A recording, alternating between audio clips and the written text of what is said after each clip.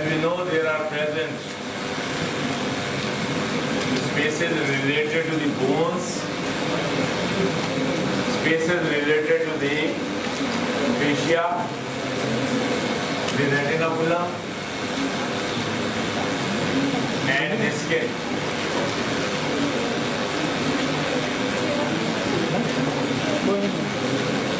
Whenever anything is asked about the hand, you should make your own hand in your notebook. That will give you the beautiful outline of the hand. So the lower end of the radius and the ulna is seen here. The styloid process. Laterally and here lies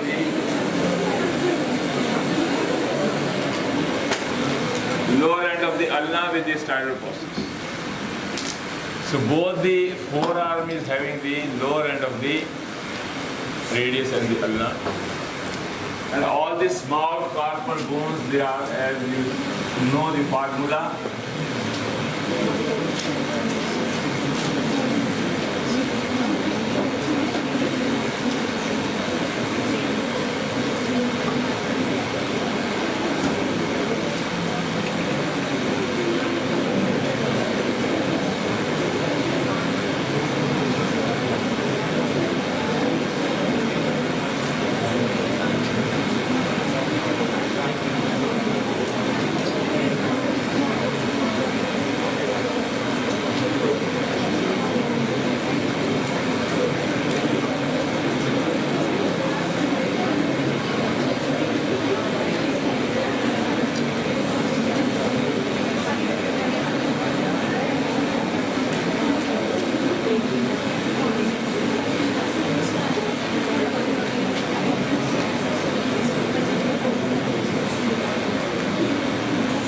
So the first space is the pulp space.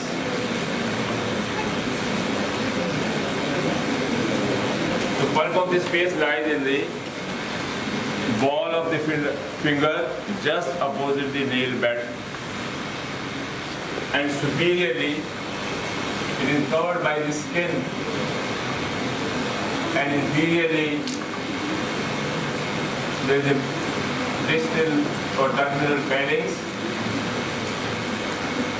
and it contains superficial fascia with the yellow color fat is much more. That's why it's called the ball of the finger.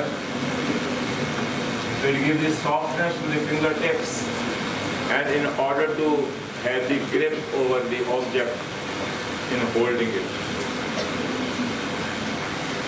The deep fascia here through the septa in the dermis of the skin through the superficial fascia fat, and this fat is divided into small pockets. So this is the pulp space. Any pinpoint injury of the skin overlying it may trigger the infection, and this infection travels along the fibrous tissue septa thrown by the deep fascia to the dermis of the skin via the fat of the superficial fascia. So this space is divided into small pockets, and the infection is confined to a small compartment of the packet. For example, if there is a pinpoint infection is there by some fine needle, then the infection is confined only to this part of the pocket of the pulp space. So because of the narrowness of the pulp spaces, which have the multiple pockets, the pus formation is so formed after the infection of the bacterial or any other. The nature of the pus is it try to spread, and there is no space for the spread because it is contained in a small packet. So resulting skin is very much tight over the infection spot, and the nature of the pus to spread won't be able to do inferiorly because there lies the bone, plus the fascia and the periosteum. The adjacent septa, they are so strong and hard that they prevent the spread of the infection from one pocket to the another. Only the skin overlying it, which is again very hard. The dermis of the skin over our fingertips, this ball of the finger is hard as compared to the dorsal. We can pick up the dorsal skin, but try it. You won't be able to do the picking of the skin of yours.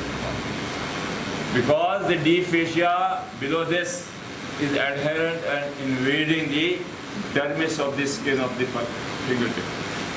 That's why the skin of the finger ball appears to be thick, but it is not thick, but it is adherent to the fibrous tissue septa, which give the thickness of it. So the infection is highly painful because pus try to spread everywhere, but there is no escape. So it gives the throbbing pain sensation to the person. Throbbing pain means it comes in the bowels and it is very extremely painful. No doubt it is a very small thing, but pain is tremendous.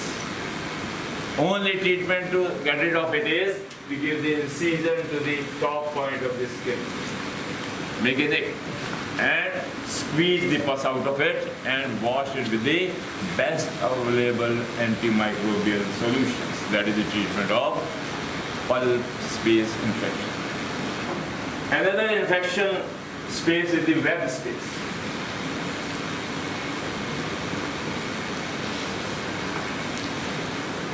The web space lies between the fingers. So this is the web spaces. So in the ducks, this space and the skin come up to here because they help in the swimming. But in the humans, it is vestigial. But the presence of this web skin represents that once upon a time we were also aquatic.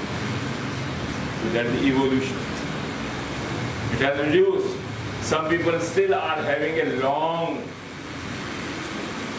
web spaces. And the long web spaces give the thinness of the skin, and the skin is vulnerable for the infection. Because in the rainy days, excessive sweating and the humidity may lead to the swollen and the sodden skin of the web space. And a swollen and a soft skin is prone to what is called infection. The very common thing about this web space is in the lower limb we will do in the foot is the athlete foot. But nothing, this term is not used for the hand. But the barbers who are cutting the hairs, they are prone to the web space infection. Because a small hair, when they cut, they pierce through and through this thin skin of the web. And the piercing of this web space skin by the small hairs, which are very sharp and straight. When the hairs are long, they may be curly and soft. But if you take a small fragment of a hair about 1 centimeter or half a centimeter, it is like a needle. So it pierces the skin, and with the shaft of this hair, bacteria they also invade inside. And it causes the bacterial infection in the web space that is called the piloneedle sinus.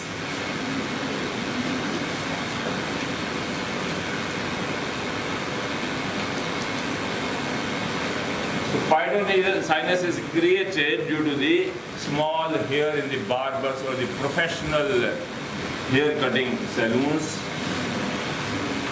Employees, they are prone to this infection.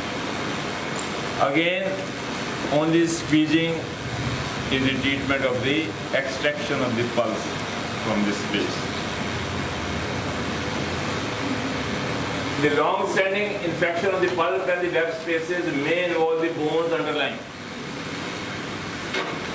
Depending upon what is the type of the bacteria patient is suffering from, so vulnerable bacteria, the chronic bacteria with resistance bacteria not responding to the conventional antibiotics, the infection may go into the bone, and that may lead to the what is known as the osteomyelitis.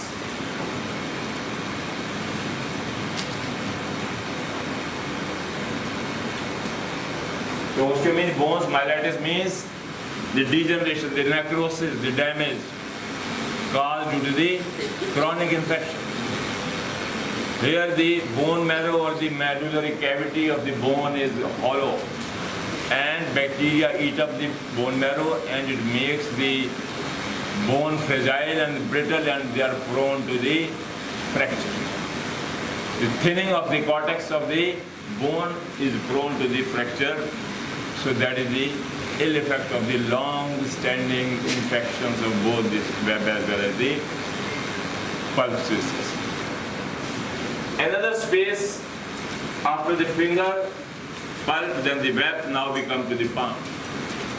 In the palm there are two spaces which are clinically very, very important. One is called the mid-palmar space.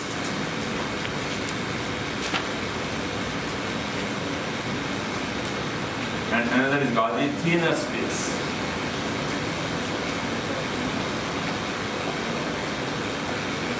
Where the name suggests, mid-palmar space lies almost in the middle of the palm. So this concavity of the palm is the space or a hollow for receiving anything. Sometimes we drink the water from here out. So the metacarpals here, the palmar surface and the dorsal surface is different. If there is a heap of the metacarpals, you can pick up the anatomical position, because on the palmar side the shaft of the metacarpal is concave, and on the opposite side it is flat or convex, because when we put the hand like the dorsal aspect, it should be flat. It is flat. And when we put it here, there is a space in it. There is a concavity there in the palm, because palm is the area where we receive many things. Drinking water when glass is not available. Bhiksham dehi, again this is concavity. It has to be concave, otherwise the bhiksha will go down. So mind. So the metatarsal or metacarpal, they are concave on the palmar aspect because of the receival nature of the humans. Plus, when we squeeze anything, the page cup or anything, then this concavity gives the more grip. That's why the metacarpals, they are molded as the concave on the palmar aspect. So that's the reason. Opposite will be in the foot. Now when we are standing, the whole of the weight of the body is falling on the metatarsals. So the metatarsals on the surface or the plantar surface is flat, and on the dorsal surface it is convex, because there is no bhiksham from the foot. So it is convex, or our foot on the dorsal surface is also convex in position, give the thickness, plus weight bearing nature. So metatarsal of the foot, they are molded according to the weight bearing, but there is no question of the weight bearing. So that is the difference. The morphology, the function, according to that the bones will change. So that you have to remember. So the mid-palmar space lies at the middle of it, and below that on the dorsal aspect or deep into the palmar space, where lie the metacarpals, and these metacarpals, they are having the interosseous muscles, which fills the gap between the adjacent metacarpals and these bones, they are flat. And we have seen that from the forearm, palmaris longus muscle enters.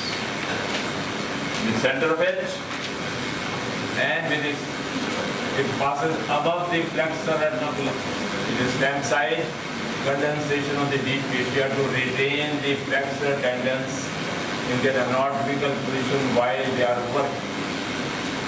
The stem side flexor retinaculum is stretches, medially attached and laterally attachment, but anteriorly and posteriorly it is free. Only lateral and medial aspect is attached to the carpal bone, anteriorly and posteriorly it is formed. Because a popular space is formed behind that called the carpal tunnel, and through which we have already covered 9 tendons and the 1 nerve passes, that the carpal tunnel syndrome occurs due to the compressive neuropathy of the median. If any architecture of this carpal tunnel is disturbed, it may lead to the problem. Then above this flexor retinaculum, this palmaris longus tendon passes.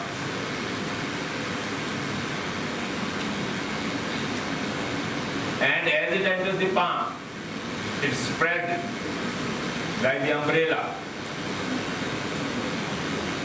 and its anterior part will divide into 10 projections.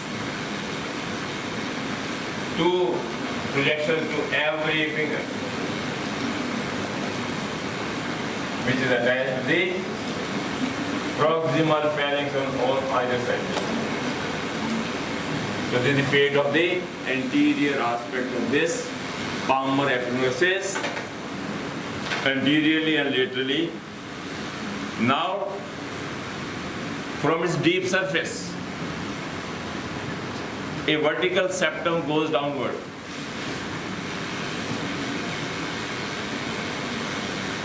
And this vertical septum from the deep surface of the palmar aponeurosis will be attached to the shaft of the third metacarpal or middle.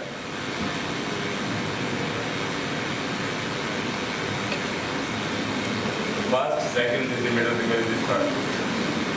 So a vertical septum goes from the deep aspect of this and gets attached to the anterior aspect of the shaft of the third metacarpal. And it divides the cavity between the palmar aponeurosis ventrally and metacarpals and interossei dorsally into 2 unequal spaces. The medial space or ulnar side space is called the mid-palmar, and towards the thumb is called the thenar space. So this is how this space is created in the palmar aspect of the hand. So in order to see the contents, we cut the hand, palm of the hand somewhere in the middle of it. So if you cut the hand from here, what picture you got? Immediately you got the palmar aponeurosis. The lateral medial border of the palmar aponeurosis and the lateral border of the palmar aponeurosis.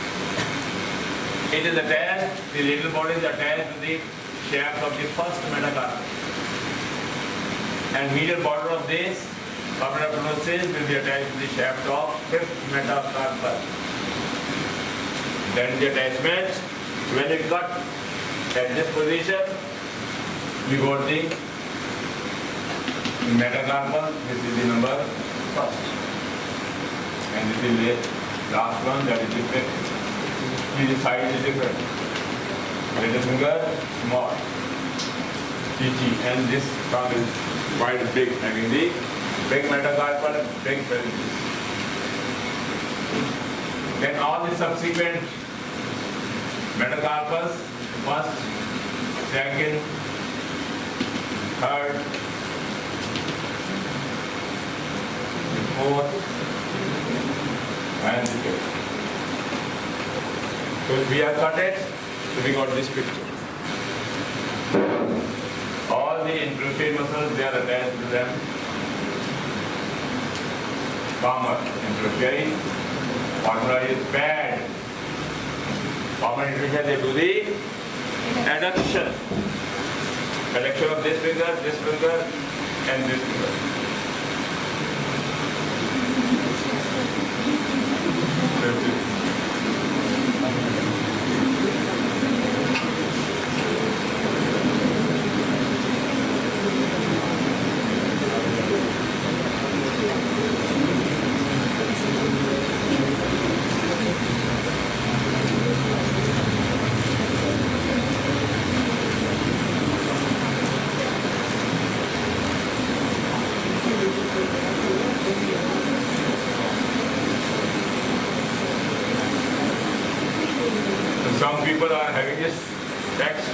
finger. But extra thumb. What is called? Supernumerary. Supernumerary finger. Super than the what is the conventional 5 number. This number is more because this supernumerary. It may be one or maybe multiple. As Hrithik Roshan is having supernumerary. So that is the abnormality. Now, the dorsal interosseous, the palmar interosseous, they have got the pad. They do the adduction. So the first palmar interosseous between the two metacarpal bones, it comes and inserted on the base of the proximal phalanx. Similarly, of this side, it comes and inserted on the radial side. Of the little finger, it also comes on the inserted on the lateral side. So when they contract, the finger will go, it will contract, and it will contract, so that is the adduction. So their origin and insertion depend upon the pad and the air pathway. Thumb is not having any adduction because it has got a adductor polysis. So it doesn't have got the interosseous. Only fingers they require the adduction, the adductors are only limited. So these are the interosseous, palmar interosseous you can make. Then from the deep surface of this palmar epiphysis, its septum goes and attaches the third metacarp obliquely. So this space is so great, it is called the mid-palmar space. And today is a and we are cutting in the middle of the palm. So what will be the contents? We have already seen that every finger metacarpal, two flexor muscles they are, tendons they are running. One above is the superficialis and deep is the profundus. So when the septum is here, so the three metacarpals they are having their mutual relationship with the deep flexor digitorum profundus, and above is like the flexor digitorum superficial. So 6 tendons are present in the mid-palmar space. Because the mid-palmar space contains in relation to 3 metacarpals, the 3rd, 4th and 5th. So accordingly, 6 tendons will be distributed to the mid-palmar space. And already said that these mutual friction is prevented due to the presence of a synovial membrane. So you have to make the synovial membrane. Who will make it? We get the grace mark, extra marks. Because they are only present along the little finger. In the palm, all these 3 fingers, they remain in the only to the finger, they not continued into the palm. Only the synovial sheath covering the little finger and the thumb flexor, they are covered by the flexor synovial sheath. That we have to make carefully. Then we have seen that the ulnar nerve enters above the flexor retinaculum along with the ulnar artery lying lateral in position. The nerve dips down into the hypothelar muscles. Then it goes laterally, having a curve, and this is called the deep branch of the ulnar nerve. So it lies deep to the tendon, so you can make the nerve here out. The nerve will also be cut, and you can label the deep branch of the ulnar nerve, where it lies in relation, because it has to supply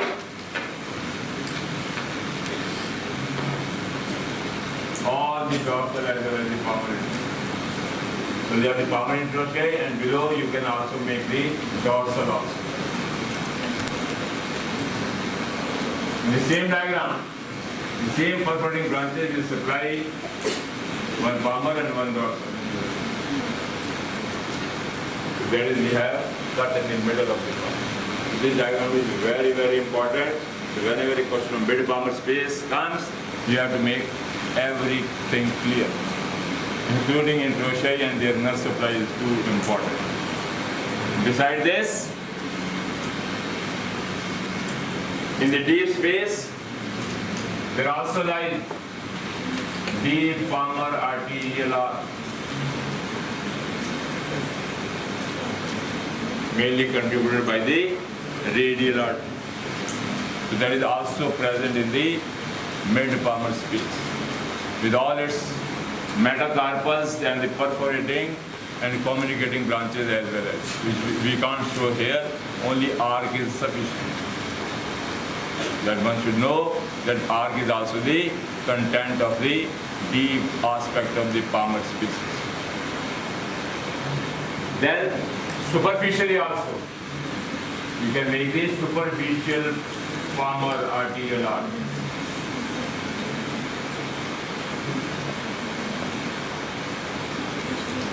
Both the arteries are present in the palm. When you see closely the palm, your palm is red color, pinkish color. See the dorsum of the hand is bluish color. All the veins are crowded in the dorsal aspect. You can't see any vein or bluish color here. Very rare.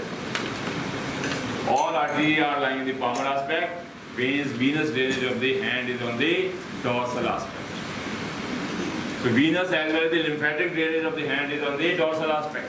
Dorsal venous arc is also formed here, collecting the venous blood even from the dorsum as well as from the palmar side. They are all collected in the dorsum. Lymphatic drainage is also along with the veins,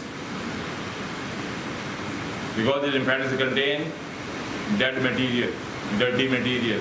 The vein also contains dirty blood, polluted blood, CO2 blood. So both are friendship.